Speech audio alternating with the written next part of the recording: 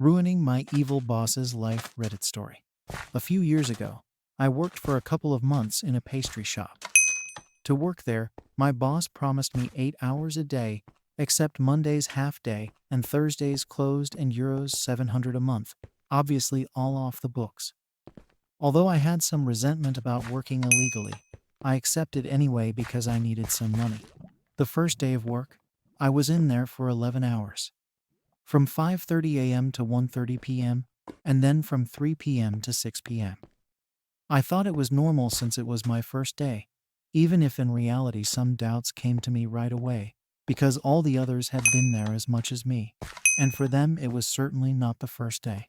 The situation continued to be this: hours ranging from 10 to sometimes 13 hours a day. Furthermore, for 2 weeks in a row, on Monday, the day on which we were only supposed to work in the morning, we instead worked with the schedules of the other days. At the end of the month, I asked for my well-deserved salary, and my boss got angry telling me that I was only thinking about money, when in reality I hadn't even asked him to pay me for the multiple hours of overtime. He then told me that he would pay everyone at the end of the first week of the following month. The following day, after working as usual for 11 hours.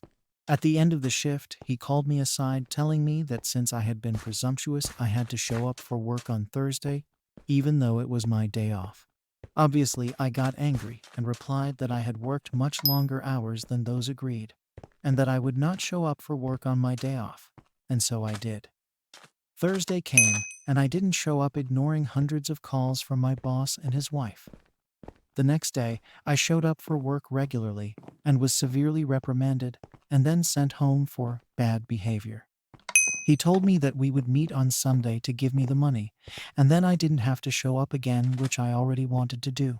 So Sunday arrived and showed up with euros 300, telling me that I had done little this month and that I hadn't been respectful towards him and his business.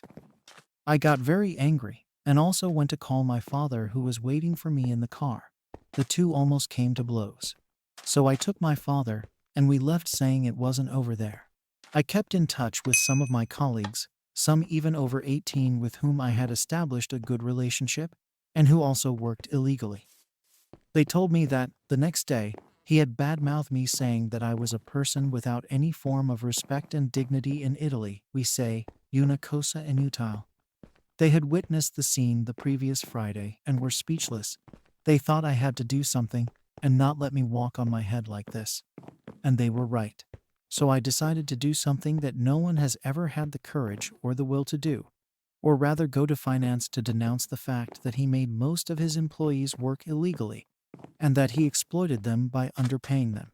Obviously not alone, but with my colleagues also tired of being exploited to support me. So we decided on a day and time for a pop check and waited. The agreed day was Saturday morning from 9 to 10, the day and time when there was usually more workload.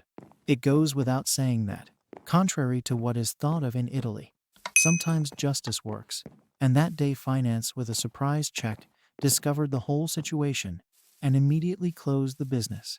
Subsequently, the owner, as well as my former boss, was investigated and sentenced to I don't remember how many years in prison.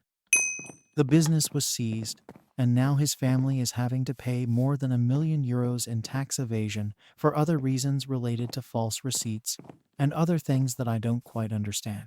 Thanks for watching. Please like and subscribe.